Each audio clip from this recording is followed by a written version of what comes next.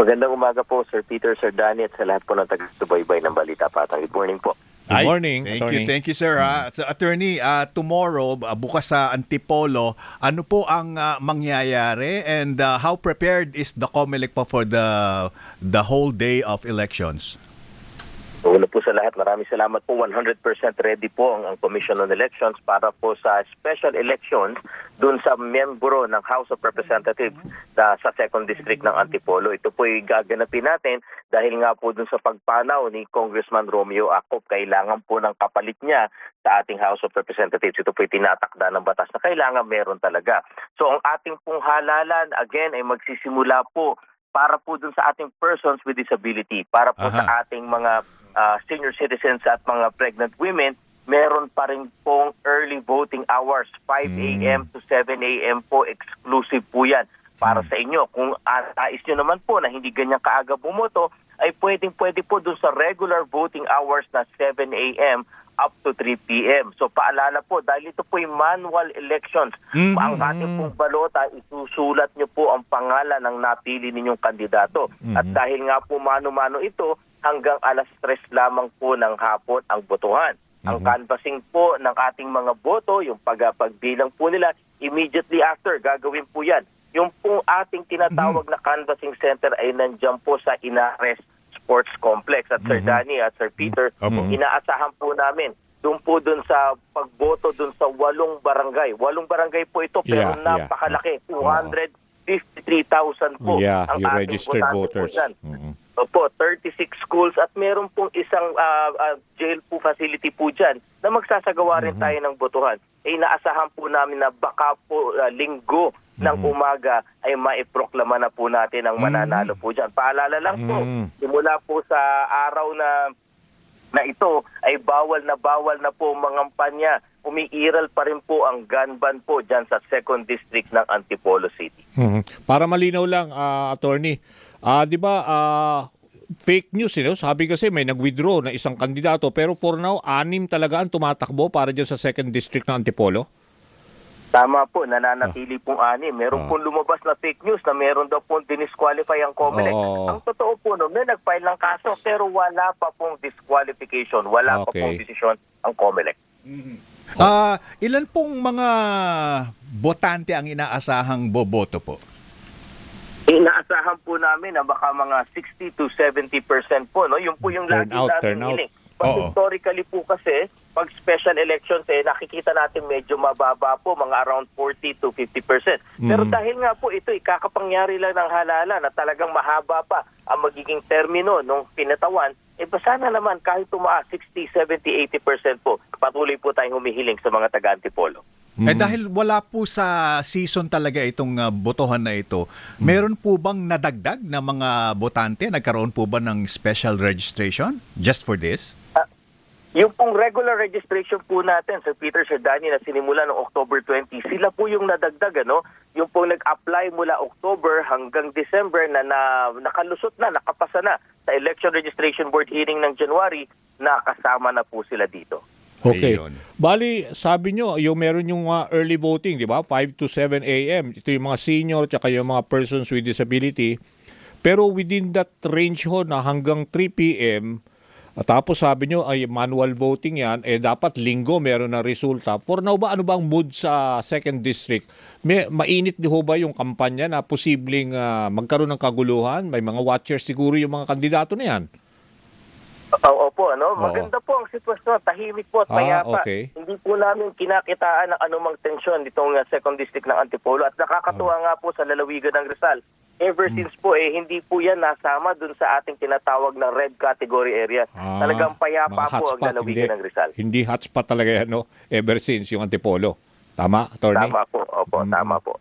Oo, iba yung nagagawa ng maraming mga prutas doon na mabibili.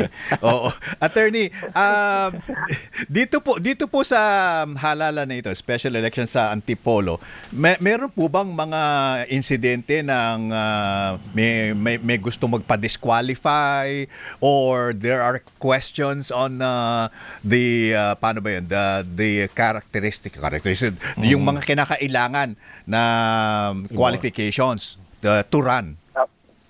Opo, meron pong isang grupo na nagsampa laban po dun sa isang kandidato. At yun nga po yung naging subject ng fake news na lumabas, dinisqualify na. Naku, wala pong katotohanan yan. Nananatili pong kandidato yung naging subject ng petition. 6 po ang naglalaban-laban dyan po sa ating second district ng Antipolo. So I was wondering, hindi po ba hindi umabot or hindi kaya na maging automated yung ang botohan, ang eleksyon? Una po sa lahat, medyo mahal po kasi pag tayo ay nag-automated elections. Kailangan masulit po natin ito. Kung titignan nyo po kasi, iisang kandidato lamang, iisang posisyon lamang po ito. Yeah. Pangalawa, wala pong kinakailangan na transmission dito po sa national level. Doon lang po mismo sa second district ang bilangan, doon na rin po ang proclamation. At dahil po dito nakita namin, hindi magiging cost effective kung magiging automated elections po tayo. Napakahaba po kasi ng preparation pagka po automated elections, magse-certify pa internationally at napakarami pa pong ibang gagawin. Kung isang posisyon lamang naman po at ginawa po natin para mapabilis at hindi naman mahirap para sa teachers, ibinaba po natin ang bilang ng mga boboto sa bawat presinto. Kaya nga po umabot kami sa mahigit 700 na presinto po dito. Okay. Tony Rex, baka mag-jump ako sa ibang issue dahil baka at least gusto ko lang i-take advantage, nandiyan na rin kayo yung tungkol dito kay kay Senator Marcoleta, mainit yung issue ng SOSE. Bakit nagkakaroon pa ng delay kasi medyo may kaso na nga na i-file na perjury itong kontradaya doon sa deklarasyon niya at for now nakapending pa rin ho ba sa COMELEC Political Finance and Affairs Department? Opo, una po sa lahat, wala pa pong kaso nung una. Bago po itong March 5, si Senator Marcoleta, ang isinagawa po ng Political Finance and Affairs Department ay isang motu proprio fact-finding investigation. Kumbaga po, nangalap sila ng mga ebidensya, naghanap sila ng facts kung ano ba talaga yung kaganapan. Nagbunsod po ito dun sa interview niya kasi regarding the SOSE na tumanggap siya po dun sa issue sa SALN. Tama po kayo. Pero nung March 5 po, formal na kasing natanggap ng COMELEC ang referral po ng Office of the Ombudsman. Ito po nga po yung kaso nila Professor Araw at ng kontradaya, yung Advocates of Public Interest, na talagang sinasampahan na po ng kasong kriminal si Senator Marcoleta. At dahil po dito, on the same day, agad-agad po, ay inendorso po ito sa COMELEC Law Department na siyang magsasagawa po ng preliminary investigation. Ito po yung formal na po ito. Yung po kasing sa sinagawa ng TIFAD, ito po ay isang parang administrative case lamang compliance sa SOSE. Ngunit ito po na isasagawa ng Law Department ay criminal investigation na po ito, formal na preliminary investigation. Ang magiging resulta po nito, meron bang basihan para sampahan ng kaso sa korte sa paglabag ng election offense si Senator Marcoleta? Okay, para lang malinaw, at syempre maraming sinusundan itong istoryan to. So under preliminary investigation, criminal investigation to na isasagawa ng Law Department ng COMELEC. Meron ba tayong timeline as to how long will this proceed? Normally po, hindi naman nagtatagal po yan. Mga 2 months kasi binibigyan po natin sila. Sa mga 60 days po ang inaasahan natin dyan. Dahil binibigyan po ng pagkakataon na maibigyan ng kopya ang lahat ng inaakusahan. Binibigyan ng pagkakataon makasagot. At kung kinakailangan po, nagsasagawa po sila ng tinatawag na clarificatory hearing. At pagkatapos po nun, ang kanilang rekomendasyon, meron bang probable cause, meron bang nalabag na election law na magdudulot ng isang criminal offense. Ang tawag po namin dito ay election offense. Ito po ay isusumite sa Commission and Bank at magdedesisyon po ang Commission and Bank dito kung isasampa ang kaso sa Regional Trial Court or hindi. Tama po yung nadinig nyo. Hindi po COMELEC ang magpapataw ng parusa dito. Isasampa ang kaso sa Regional Trial Court dahil kasong kriminal po ito. Ang parusa sa isang election offense. Pagkakakulong po kasi ng 1 hanggang 6 na taon, pagkakatanggal ng karapatang bumoto at may accessory penalty pa po ito. Perpetual disqualification to public office. Kaya kailangan sa korte po ito. So anong ibig sabihin po nun kung sakasakali mawawala, hindi na magiging senador, matatanggal bilang senador si Marcoleta? Disqualified na? Oo. Opo, pagka po kayo ay na-convict na with final judgment na sa isang election offense, kasama po talaga yung penalty ng pagkakatanggal, disqualification, bukod pa sa pagkakakulong. Kaya nga po iyan ang sinasabi namin ni Chairman Garcia kung bakit hindi na natuloy yung paglalabas ng political finance ng kanilang recommendation dahil ito ay kasong kriminal na. na talagang maaring magkaroon ng prejudicial question doon sa kanilang investigation. Kumbaga po, ito ay mas mataas yung level ng investigasyon na gagawin. Attorney John Rex, begging your indulgence, sir. Bakit kagaya nung frustration ni Senator Ping Lacson, bakit ang tagal-tagal lagi yung kung hindi pa nagkaroon ng privilege speech si Senator, hindi natin malalaman na umaandar na pala ito, or it's Yung I mean, sose, May yung 20 issue. oo, yung May 2025 pa po yung election eh. Ang tagal. Tapos yung kay Senator Chis Escudero, wala na rin tayong naririnig. Ano po bang what causes the delay really? Kaya po, mataas po ang paggalang namin kay Senator Lacson po, ang ating Senate Leader pro tempore. Ganito po kasi, yung pong kaso ni Senator, pag-iimbestiga kay Senator Marcoleta, again, hindi po ito kaso. Late November po, nung magkaroon ng show cause order ang COMELEC at naiset, supposedly, ang hearing niya sana ng December 22, kung matatandaan niyo po, meron kaming pagpapatawag sa kanya. Ngunit nag-file po siya ng motion for extension at naganap po yung submission sometime in January. Kaya nga po mula nung Enero, ang ating pong investigating lawyer po dyan, ang ginagawa po niya talaga ay mag-fact-finding investigation, mangalap ng ebidensya, i-appreciate at yung mga ebidensyang naisumite. Binibigyan po natin siya ng sapat na pagkakataon po dito. Dahil sabi nga po namin, bagamat administrative in nature, yung kumbaga Yung una. Oo. dahil tose po ito. Pero pwede po kasing magrekomenda yung PFAD kung may makikita silang criminal offense na maging subject nga po sa preliminary investigation. So ang punto ko po dito nun, yung pong ginawa ng isang departamento namin ay maaring magdulot din ng isang criminal investigation na isasampa rin sa COMELEC Law Department, kagaya po ng ginawa nila Professor Araw. So ito pong aming investigador, binibigyan namin ng kumbaga independence, ayaw naming i-pressure, sige i-resolve mo yan ayon sa evidence, ayon sa batas, ayon sa facts. So bali dito sa PI, yung preliminary investigation na gagawin ng Law Department ng COMELEC, bibigyan siya ng pagkakataon si Senator Marcoleta mag-appear, and then eventually, sabi mo, in about 60 days, hopefully magkaroon ng en banc decision na magiging basis na itong regional trial court. Sila kasi yung magpapataw, hindi naman ng COMELEC. Di ba yun yung paliwanag nyo kanina? Opo, isasampa po. Ang magiging ending po nito ay meron bang probable cause. Kung meron probable cause, magsasampa po ang COMELEC ng criminal information. Ihahabla po dito sa regional trial court yung akusado. Kung wala naman po, madidismiss na po yan. At dito po, pag naihabla na yan sa regional trial court, ang magiging prosecutor po dyan, ang taga-usig, ay COMELEC mismo. Kaya po sa paglilitis po, makikita ninyo ang active participation ng COMELEC bilang taga-usig po dyan. Pero you don't think, attorney, na medyo matagal na ito? I mean, when you talk about not pressuring yung inyong mga ahensya within the COMELEC, wala bang latitude na binibigay sa timeline? chairman na para kalabitin sila na, I-resolve na? medyo matagal-tagal na ito. Ano ba talaga? Wala pa rin tayo, Attorney John Rex, wala rin tayong nakitang nagkamali sa overspending sa campaign period? Hinihintay nga po namin ang resolution po ng PFAD. Alam po namin, naunawaan po namin na maaring iba po ay naiinit. Ganito po kasi yan. Ang pag-pressure po talagang hindi yan uubra sa isang investigasyon. Hinahayaan po natin ang investigator na gawin ang kanyang trabaho. Bakit? Dahil ultimately po, yung kanyang recommendation ay magiging basihan ng isa pang kaso ba na magiging kasong kriminal. At dapat sa investigasyon pa lang, titindig na ang mga ebidensya mo. Hindi po pwedeng kami mag-aakusa. COMELEC po kasi, hindi po pwedeng COMELEC na mismo mag-aakusa tapos parang half-baked po o talagang napakababaw ng kaso. Hindi po ubrain ganyan. Kaya po sabi namin, kailangan pag ito'y nirekomenda mo na, meron ka ng resolusyon, dapat ito'y napakaganda ng pagkakalatag, malinaw kung bakit inaakusahan ayon sa batas, ayon sa facts at ayon sa evidence. Hindi po talaga uubrain para lang for the sake na mamadali. Parang magiging half-baked po yung ating resolusyon dito. Attorney, para malinaw lang bali sa ngayon, pending pa rin sa PFAD, itong COMELEC Political Finance and Affairs Department, yung administrative case laban kay Senator Marcoleta. At the same time, nagsasagawa rin ang Law Department nyo ng preliminary investigation doon naman sa criminal case. Ganun ang nangyayari ngayon, di ba?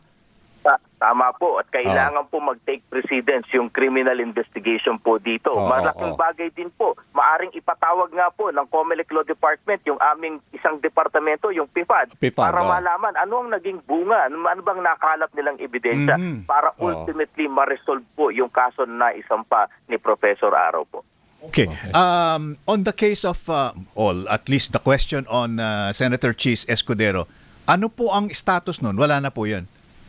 Opo, natapos na po, naglabas na po ang recommendation ng aming PIFAD at wala na pong further action. Bakit? Dahil ang recommendation po nila dito ay yung donation po ay naisagawa nung naakusahan, nakasamang naakusahan in his personal capacity. Malinaw po kasi doon sa mga naisumiting dokumento at nakalap mismo nila na wala pong donation for and in behalf of the name of the corporation na merong kasalukuyang kontrata sa pamahalaan. So yung tao po mismo, yung mismong tao, wala po siya kaming nakitang record na para sa kanya personal na kontrata sa ating pamahalaan po. At yun dahil dyan po, may panawagan nga po si Chairman Garcia.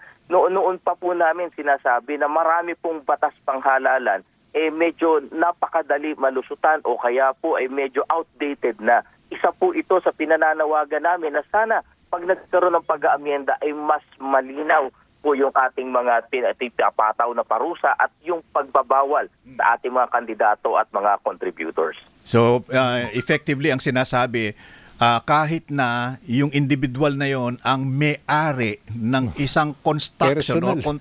Yun ang lumabas, personal daw na contribution. Sinabi niya sa hearing kasi na, personal po na donasyon. Yun yung naging findings din ng COMELEC, di ba? Yun ang naging lusot. Yun ang naging basihan. Hindi, kasi parang parang sinasabi ngayon. Kasi ngayon ko lang naririnig na talagang cleared na siya as far as COMELEC. So yun ang sinasabi niyo, Attorney Rex, na talagang you take it as it is, na sinasabing it was a personal contribution by Maynard Gu. Siya naman talaga yung lumutang na pangalan, di ba? So, Pag binalikan niyo po kasi yung Section 95 ng Omnibus Election Code, ito po ang nakalagay. No person or juridical entity who has contracts with government for goods, services, or infrastructure. So nung tinignan po natin, yung entity po ba, yung korporasyon, merong kontrata? Yes. But ito ba yung nag-donate? Yung tinignan po namin yung pangalan ng tao, siya ba, person meron ba siyang kontrata? Lumalabas po kasi wala talaga po siyang personal na kontrata. Kaya po sabi namin, ito ang problema sa batas pag ganito po ka-general. But even if he owns 99% of the company, iba pa rin yun. Pag tinignan niyo po kasi, i-connect po natin sa iba pang batas, yung tinatawag po natin na mga batas tungkol sa Securities and Exchange, tungkol sa Corporation Code, talaga pong meron po tinatawag na separate entity yung pong ating mga korporasyon. At yun nga po yung reason kung bakit nag-incorporate or nagkakaroon ng partnership para magkaroon ng separate entity. Yung mga binubuong businesses na yan, doon po sa mga incorporators or partners. Hiwalay po yung liability ng ating mga korporasyon at mga juridical entities doon po sa ating mga incorporators na personal liability. Yun po ang dahilan kung bakit medyo matamlay yung record ng COMELEC in terms of ano ba talaga, ang tagal na or napawalang sala. But malagihay ka nga. Pero at least very helpful yung mga ganitong interview. Yes. Nare-refresh ho kami sa mga nangyayari kasi marami dahil sa dami ng problema, itong away sa Iran, tsaka itong mga inaabangan din ng ibang tao di ba? So somehow binigyan nyo kami ng konting very helpful. Si Chairman Erwin Garcia, one of the most accessible yan kapag sa interviews. And of course, si Attorney John Rex Laudianco, malaking bagay yan. Pero yun lang po yung, kailangan pa bang pumutok sa Senado bago magkaroon ng update yan? 2 buwan na lang, 1 year na yung yung election yung anniversary. Hindi naman po kinakailangan. Ang COMELEC naman po kahit po merong ingay or tahimik, tinutuloy po namin yung aming trabaho. Siguro po talagang humihingi lang kami ng pangunawa dahil po gaya nga po ng nasa banggit natin, ito po isang kriminal na pag-imbestiga. Mauwi sa isang kriminal na paglilitis. Kailangan malinaw kung bakit namin inihahabla ang tao. Hindi po kasi kami katulad ng isang private party na maghahabla sa isang government agency. Hintayin namin desisyon. Ito po mismo Ang darating po kasi dito, COMELEC mismo ang maghahabla. Kaya po talagang sinasadya po na talagang napakaingat at kailangan base sa batas at sa ebidensya yung gagawin namin. Well, I think this is gonna be a real test po ng COMELEC kung sakasakali mang mapunta doon sa hablahan talaga. Pero yung punto rin niya rito, bago ko bitawan, Sige. yung sabi niya na yung dapat din talaga yung mga mambabatas, yung electoral reforms, yung sa law, yung batas, medyo nagagamit to circumvent yung law, di ba, ng ibang mga politiko. Kaya lumalabas na parang personal contribution. Yung mga ganun, lalo na we're facing a 2028 election, ganun, Attorney Rex, tingin nyo, Congress should also prioritize yung mga ganitong pagbabago dyan sa electoral reform law? Ay opo, 18 Congress pa lang po ay nagsusubiti na ang COMELEC ng revised Omnibus Election Code Yeah. po kung saan Ayun, pinagsama-sama namin, update namin. Unfortunately po, hanggang noong 19 Congress hindi naging batas. Pero hindi po kami titigil. Itong Okay, 20th sige. Congress po, muli po magsusumiti kami. Isa pa pong gusto naming mabago at nandyan na lang din tayo sa usapan. Kung natatandaan nyo po yung Section 50 ng RA 9369 ng isang taong nag-file ng COC ay magiging tuturing na kandidato lamang at lahat ng pagbabawal ay mag-a-apply lang sa kanya sa unang araw ng kampanyahan. Yan po yung dahilan kung bakit hindi mapigil ng COMELEC ang premature campaigning. At ito rin po yung nagiging dahilan sa issue sa SOSE na kine-claim nga po na kung ano man ang depensa po nila ay tinanggap nila yan, hindi pa sila kandidato. Yun. So Opo. kami po ay nananawagan din na sana mapalitan at mabago ang batas na ito. And I think ang COMELEC po blanketed with that, yung kung meron mang dapat na nagsisisigaw at nagtatatarang para mabago itong mga legislations na ito na nagiging kumot ng mga nagba-violate, COMELEC po yun dapat, for me anyway, ano po.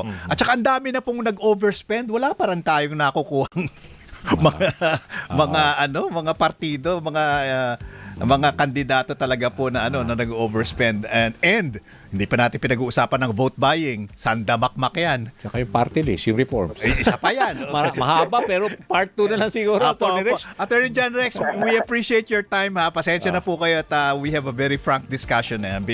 I think the times call for it. Ay, opo, na-appreciate po namin ang ganito at salamat po sa pagkakataon maipaliwanag po, lalong-lalo na yung aspeto ng hinihiling namin ng pagbabago sa batas. Alright. Maraming salamat po si Attorney John Rex Laudianco, ang spokesperson ng COMELEC or Commission on Elections. Ang ating